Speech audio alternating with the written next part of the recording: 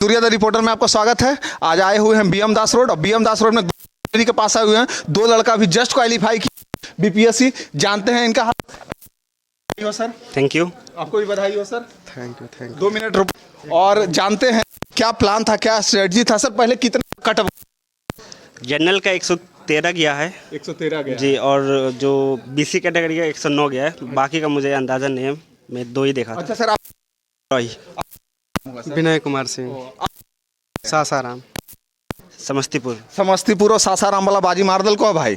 अब देखा जो आगे की हो, बताइए कैसा अच्छा लग रहा है। कितना अभी तो मतलब ठीक लग रहा आप मेहनत इतना करते थे, देखते भुनुर भुनुर भुनुर भुनुर करते रहते थे तो कहीं ना कहीं मतलब खुश है, लेकिन अभी सिर्फ प्री क्वालिफाई है। ठीक है, अब मेंस और इंटरव्यू अभी बाकी है। तो फाइनल जब तक सिलेक्शन नहीं होगा तो कुछ इसका बेनिफिट नहीं रहेगा। कॉल आया होगा, मम्मी पापा कॉल की होंगे तो कैसा लग रहा होगा उनको, कैसा थोड़ा यह एहसास होगा। प्री भी क्वालिफाई करना सर बहुत बड़ा बात है। 11,000 लड़का में आप चुने गए हैं बिहार में, तो कहीं ना कहीं आपके पास नॉलेज ज़्यादा है तभी चुने गए हैं।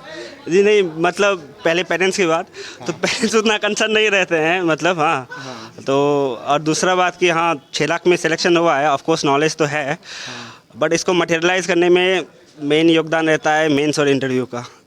ये सर बताइए, आप जब क्वालिफाई किए घर में फ़ोन किए तो कैसा रिएक्शन था पापा किए? तो बहुत बड़ी बात है सर, थोड़ा बताइए। अभी तो घर पर फ़ोन ही नहीं किए हैं। अच्छा, अभी फ़ोन नहीं किया। अभी सब दोस्ते का कॉल आ रहा है तो उसी से थोड़ा बात कर रहे हैं किसका किसका हुआ। कितना दोस्त का हुआ होगा, कितना का नहीं हुआ होगा, उसमें भी थोड़ा सा दुख हुआ होगा। हाँ, बहुत दुख हो रहा है कि मेरे बगल में एक भैया थे, उनका शायद नहीं हुआ। ठीक ना, जबकि बहुत मेहनत करते हैं उसके बाद भी नहीं हुआ। तो हम लोग रह के पढ़ते थे, ग्रुपिंग करते थे, डिस्कशन ग्रुपिंग में करते थे।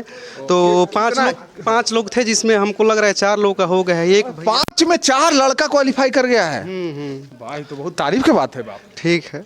आए सर, आप बताइए आप कैसे था? जो स्ट्रेटेजी यही रहता है कि मेनली प्री के लिए प्रीवियस ईयर क्वेश्चंस जो है उसको एनालाइज करना बहुत इंपॉर्टेंट रहता है। अच्छा। कि उसके बेसिस पे हम लोग प्लान बनाते हैं कि हिस्ट्री का कैसे पढ़ना चाहिए। अब क्योंकि सिलेबस थोड़ा वास्ट है, अगर एंशंट मीडिएवल देख लें हिस्ट्री के पर्सपेक्टिव से, या ज्योग्राफी देख लें, तो हम लोगों को 11-12 का एनसीईआरटी पढ़ना है कि नहीं पढ़ना है। तो उसको हम लोग को अगर उसको छाटने के लिए तो पहले प्रीवियस ईयर क्वेश्चन जो है वो इंपॉर्टेंट रहता है, तो उसके बाद अपने आप स्ट्रेटजी बन जाता है कि क्या करना है क्या नहीं। सर हम जहाँ तक सुने हैं कि घटना चक्र बहुत लोग पढ़ता है, तो घटना चक्र से क्वेश्चन टकराता है सर? हाँ, टकराता है, उसी के इर्द गिर्द आता है। अच्छा, उसी के हाँ, मान लीजिए कोई टॉपिक है ना घटना चक्र से, तो घटना चक्र में तो पढ़िए रहे हैं, साथ उसके साथ साथ जो भी उससे अलग कंटेंट है उसको भी आप जो है। जैसे करेंट के हम करंट के लिए ज़्यादा क्वेश्चन नहीं किए हैं, पीडीए से करंट ज़्यादातर पढ़ते थे हम। तो कौन पीडी मतलब कहाँ से पढ़ा?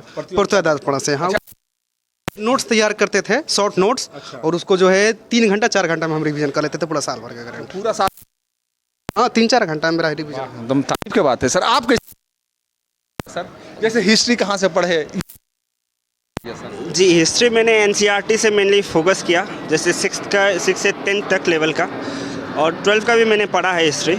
लेकिन सबसे मुझे इफ़ेक्टिव इसमें लगा कि एक तमिलनाडु का बोर्ड का बुक आता है क्लास 11 का, जिसमें एंशियंट और मीडिएवल रहता है। अच्छा। उसके बाद अगर मॉडर्न के लिए देखा जाए तो स्पेक्ट्रम जो राजीव बहिर का है, तो हाँ वो इम्पॉर्टेंट रहता है इसमें। अच्छा। वो उसमें से आपको मॉडर्न का मैक्सिमम क्वेश्चन आपको लड़ जाता है। अच्छा, जैसे ये तो सही बोले सर। ये बताइए कि आप करंट कहाँ से पढ़े?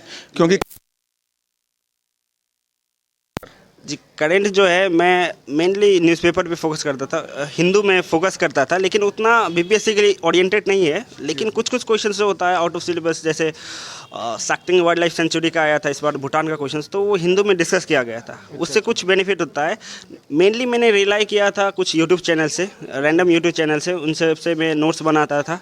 नोट्स बना के उसी को मैं रिवाइज करता था। सर जैसे रेगुलर मेहनत कर रहे होंगे तो कितना बार आप प्री क्वालिफाई किए? थोड़ा हमको ये भी जानना है। प्री मैंने 2 टाइम्स दिया है। लास्ट टाइम मेरा 1 मार्क से रह गया था, और इस टाइम मेरा फर्स्ट टाइम है बीपीएससी प्रीलिम। सर आप बताइए सर, आप थोड़ा कितना बार क्वालिफाई किए हैं सर? ये मेरा दूसरा क्वालिफाई है। एक बार 64 में क्वालिफाई किए थे। अच्छा। तो प्री क्वालिफाई के मेंस मेरा हुआ नहीं। मतलब फिर 3 साल वेट करना पड़ा उसके बाद? हाँ, 66 में क्या हुआ था कि समय जिसे हम अपना गोला रंगने में थोड़ा सा कमी कर दिए थे, तो मेरा 15 क्वेश्चन छूट गया था। तो कहीं ना कहीं था उस समय, मगर गोला रंगने में दिक्कत हो गया था। छूट मैनेजमेंट नहीं कर पाए, इसी के चलते मेरा रिजल्ट नहीं हो पाया था। अच्छा आपका जो मेंस है उसका प्लान क्या बना रहे हैं सर, कैसे पढ़ा जाए थोड़ा?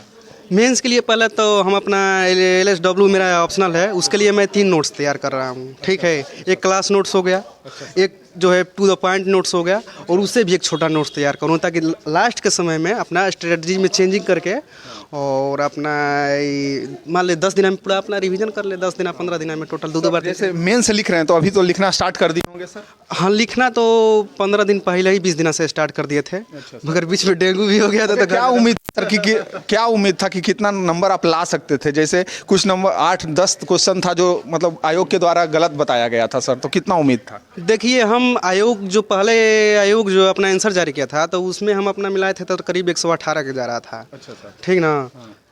तो मान लीजिए चेंजिंग हुआ, पता चला कि चेंजिंग भी हुआ 8 को, तो हम सोचे कि मान लीजिए कुछ चेंजिंग हुआ तो कुछ बढ़ेगा भी, तो उसी के आधार पर हो सकता है कि मेरा 114-15 हो। 114-15 हो। सर आप बताइए कि आपको क्या उम्मीद था सर कि कितना कट ऑफ जाएगा आपके अनुसार? आप इतना देर से मेहनत कर रहे थे तो क्या लगता था? मुझे ये लग रहा था कि कट ऑफ मैक्सिमम मैंने सोचा था कि 105 से 108 के बीच जाएगा जनरल कैटेगरी के लिए। क्योंकि मैंने इसलिए सोचा था क्योंकि नंबर ऑफ़ वैकेंसीज है वो ज़्यादा थी इस बार, उसके हिसाब से मैंने सोचा था कि इतना जाएगी, लेकिन 113 अनएक्सपेक्टेड है। अनएक्सपेक्टेड है कहीं ना कहीं, चौंका दिया है एकदम, 113 एकदम चौंका दिया है। सही में 113-114 कट। भी मान लीजिए 5 बार दिए हैं, मगर जिसे हम लोग देते हैं तो एग्जाम पता चल जाता है कि कितना कट ऑफ जाना चाहिए। ठीक ना? तो हम अपना अंदाज लगा रहे थे कि 110 तक जनरल जा सकता है, मगर 113 चला गया, वहीं तो बहुत चौंका दिया हम लोग को। अच्छा ये बताइए कि हर एक साल एग्जाम होता है बीपीएससी का, तो काहे 8-10 क्वेश्चन क्यों गलत हो जाता है? क्या मतलब क्या दिक्कत होता है? वो तो लैग हो जाता है, अगर जो आप लोग एग्जाम देते होंगे तो उस समय तो टाइम मैनेजमेंट लैग हो जाता है, इस वजह से दिक्कत होता होगा। अब देखिए, अब आयोग के ऊपर है, आयोग कैसा क्वेश्चन सेट कर रहा कहीं है। ना कहीं हाँ, गलत कर रहा है तब ना चेंज हो रहा है। अच्छा सर ये बताइए कि मेंस का जो अभी आप टारगेट लिए हुए हैं तो कैसे पढ़ रहे हैं सर, थोड़ा सा बताइए थोड़ा। जी, मेनली मैं फोकस कर रहा हूँ प्रीवियस ईयर क्वेश्चन। ठीक है, क्योंकि बीपीएससी का जो पैटर्न है वो मेनली प्रीवियस ईयर क्वेश्चन पे बेस्ड है। ठीक है, जैसे लास्ट टाइम अगर हम आर्ट एंड कल्चर में देखें तो शायद पटना कलाम पूछा गया था। तो इस बार मॉडर्न आर्ट का थोड़ा चांसेस है, तो उस हिसाब से अपना स्ट्रेटजी में बना रहा हूँ, चाहे वो ऑप्शनल का हो, चाहे GS1 का हो या GS2 का हो। हम इसी स्ट्रेटजी में अभी फॉलो कर रहा हूँ। आपका क्या स्ट्रेटजी है सर?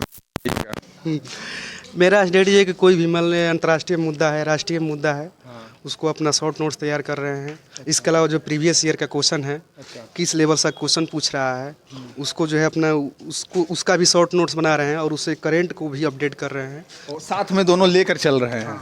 जो पहले का मुद्दा है उसका शॉर्ट नोट्स और करेंट को थोड़ा विस्तार से नोट्स तैयार कर रहे हैं ताकि लिखने में आसानी हो। चलिए सर, आप दोनों को बहुत बहुत बधाई सर, और मेनी कांग्रेचुलेसन सर। आप लोग प्री में मेहनत कीजिए सर, और हम चाहते हैं कि DSP DM जो बनना है बन के आइए सर, और दोनों के all the best thank you. Means के लिए। Thank you.